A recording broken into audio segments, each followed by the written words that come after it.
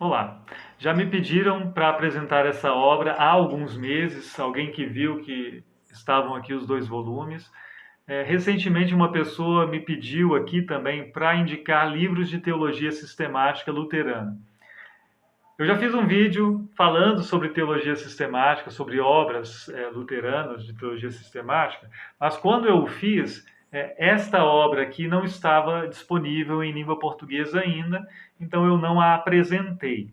Pouco depois ela foi publicada, nós já sabíamos que ela sairia, eu acho que eu falei alguma coisa sobre isso no vídeo, e aqui está, né? São dois volumes, é um texto considerável, né, em páginas, são mais de 1.300 páginas ao todo. O título é Confessando o Evangelho, um título muito feliz, né, com o subtítulo Uma abordagem luterana da teologia sistemática. Confessando o Evangelho porque esse é o objetivo, né, muito mais do que descobrir minúcias secretas sobre a realidade de Deus, o objetivo é confessar o Evangelho. Nós fazemos teologia, essa abordagem luterana aqui proposta, pelo menos, é fazer uma teologia que não se desconecta da igreja, mas ela é uma teologia que tem em vista a igreja, que quer servir a igreja. Não é a única forma de fazer teologia no meio luterano, né? Mesmo se a gente pensa no meio luterano, entre aspas, confessional, não é a única abordagem possível. Tem gente que lida com outro jeito de fazer teologia e que, inclusive, vai ter algum incômodo com essa perspectiva, mas é a perspectiva que me parece mais saudável, mais propriamente luterana e é a perspectiva que me agrada, confessando o Evangelho. São vários capítulos de uma obra que demorou décadas para ser escrita e que foi produzida por várias pessoas. Claro, nós temos o editor, né, e os que ajudaram esse editor, mas são vários colaboradores, né? Eu posso tentar encontrar aqui a lista de colaboradores, mas são mais de 30, uma continha rápida assim, que são esses aqui. Inclusive há 3 brasileiros entre eles, né? Mas tem os colaboradores principais de cada capítulo, os que estruturaram os capítulos, que são estes aqui. E é interessante considerar, para quem, né, pensar em adquirir, assim, eu não vou falar sobre a qualidade gráfica, é um trabalho primoroso, né, a qualidade do papel e tudo mais, mas isso é menos importante do que falar sobre o conteúdo, né? Existe uma estruturação de cada capítulo que pode estranhar a pessoas que estão acostumadas com outras teologias sistemáticas, né, com outro jeito, inclusive, de fazer teologia, mas que me parece muito saudável e interessante, né? Tem, então, uma parte aqui que tem essa declaração sobre a abordagem de blocos de construção, né? Cada capítulo, embora não seja exatamente igual, embora haja uma variação, se você é um leitor atento, mesmo que não estivesse dito, você poderia perceber que não é um autor somente. Vou confessar, né? Alguns capítulos eu terminei a leitura e com aquela impressão assim, que capítulo bom, né? Que texto bem construído, que argumentação excelente. Em outros ficou aquele gosto assim, não, um bom capítulo, mas esse ponto aqui poderia ter sido mais bem trabalhado. É claro que isso não se deve simplesmente à variação de autores, né? O mesmo autor também poderia ter essa variação, porque as pessoas têm uma dedicação especial a alguns assuntos. Então, tem alguns momentos, eu confesso, que eu diria assim, isso aqui podia ter sido um pouquinho mais bem trabalhado, né? Mas a abordagem de cada capítulo pretende ter um padrão que é o seguinte: tem uma introdução ao assunto e logo vem um tópico que é fundamentação bíblica. E ali eles tentam trazer os textos bíblicos mais importantes para aquele assunto, para aquela discussão. E mostrar o que a Bíblia diz sobre esse assunto, o que cada livro diz sobre esse assunto, né? Antigo e Novo Testamento estão contemplados aqui, né? É claro que a Escritura Sagrada é a fonte da nossa teologia, então elas precisariam sim estar consideradas aqui de forma muito especial. Não obviamente, uma exegese de todos os textos importantes, mas é um levantamento muito bom de textos muito importantes para cada assunto. Depois vem o bloco chamado Testemunho Confessional. Ali nós temos um trabalho com as confissões luteranas, com os documentos confessionais do Livro de Concórdia. Lembremos que é uma abordagem luterana da teologia sistemática, o que temos aqui, né? Então, nesse bloco são discutidos praticamente todos os pontos das confissões luteranas que tratam sobre o assunto em questão. Por exemplo, um assunto em questão seria criação. Outro assunto seria antropologia. Outro assunto, a obra de Cristo. Isso eu estou com o volume 1 em mãos, né? E aí, depois desse testemunho confessional, vem propriamente o coração do capítulo, que é a formulação sistemática. A partir do que foi trabalhado até aqui, né, das escrituras, documentos confessionais, vem a formulação sistemática proposta pelos autores do capítulo. O que nós vamos dizer, então, sobre esse assunto hoje? Em diálogo também já com a tradição e com questões mais contemporâneas que foram surgindo. Depois disso ainda vem o tópico desenvolvimentos históricos e contemporâneos. E aqui eles vão além do arraial luterano, né, e consideram outros grupos também.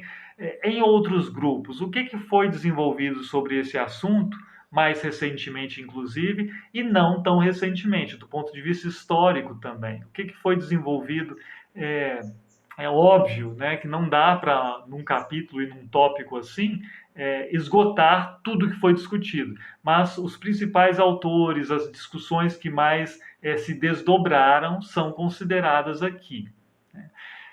Nem sempre aqui, de forma que você vai ler e vai pensar assim, é isso que devia ter sido selecionado, é justamente isso.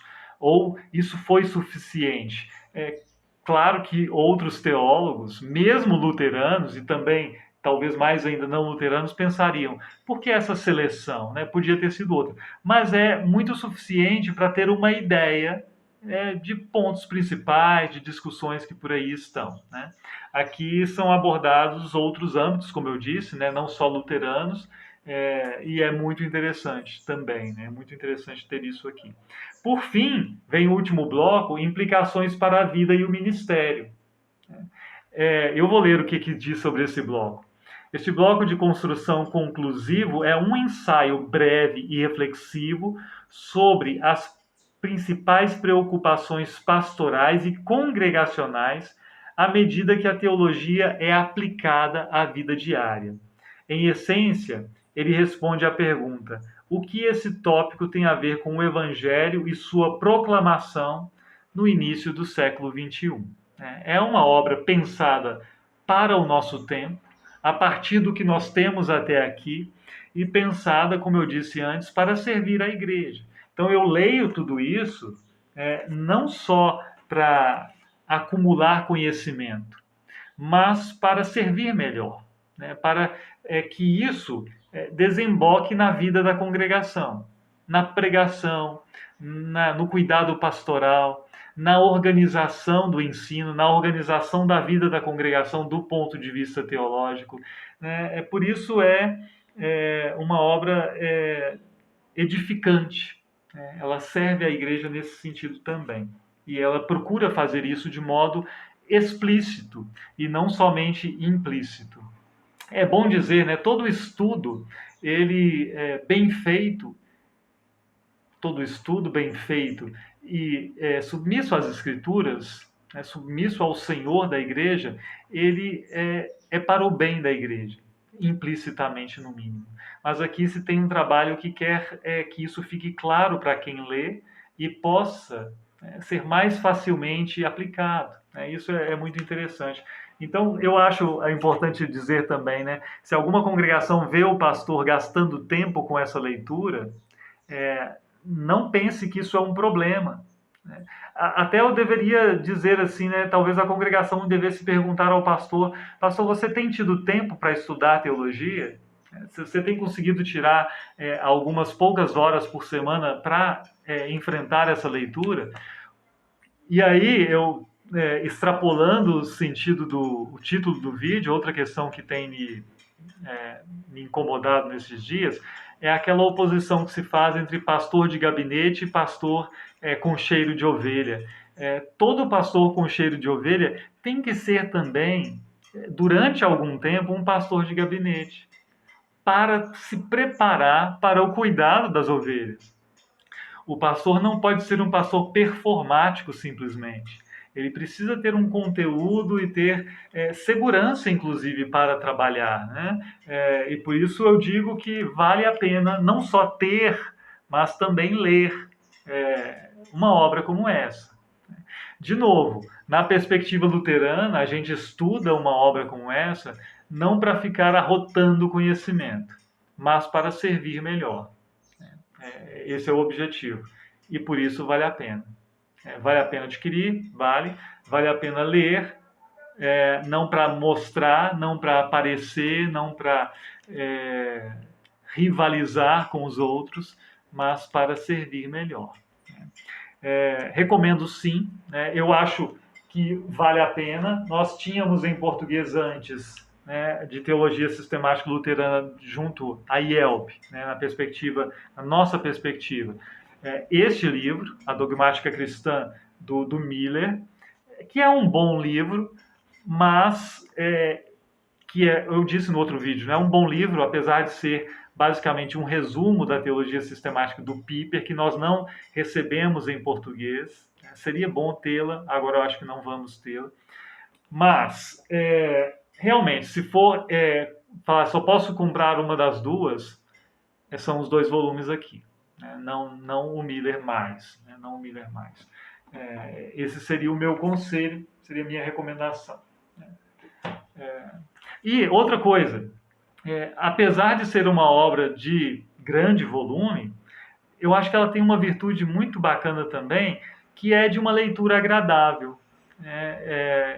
Em geral, os capítulos todos não são uma leitura cansativa, não são uma leitura assim enfadonha. É um texto bem escrito, é um texto bem traduzido e agradável de se ler. É uma coisa extremamente técnica, só o sujeito graduado em teologia vai entender? Não, não. Eu acho que qualquer pessoa que começou a caminhar na teologia com um pouco de dedicação entende e aproveita bastante. Claro, né, é volumoso, então você não vai ler assim num dia, estou entendendo vários assuntos agora, e não. É uma caminhada lenta, uma caminhada tranquila, de ler um trecho, pensar um pouco, refletir, mas é muito boa. É muito boa. Eu gosto desse jeito de fazer teologia, eu acho que ele é bem luterano, né? Honrando o título, uma abordagem luterana da teologia sistemática, e acho que vale muito a pena. Deixo como recomendação, então, para quem tiver a oportunidade e para quem quiser se aprofundar um pouco. Só, de novo, dizendo, não para se sentir o senhor da teologia. Né? Tá tudo resolvido aqui, se eu leio isso, eu tenho toda a teologia cristã resolvida na minha cabeça? Óbvio que não. Né? Óbvio que não. E também não é esse o objetivo, e o objetivo do seu coração também não deveria ser esse ao querer estudar teologia. Né? Começamos e terminamos com humildade. Na verdade, eu acho que eu tinha que colocar assim, né? Porque aí as linhas se encaixam direitinho. Bênção de Deus, um grande abraço e até a próxima.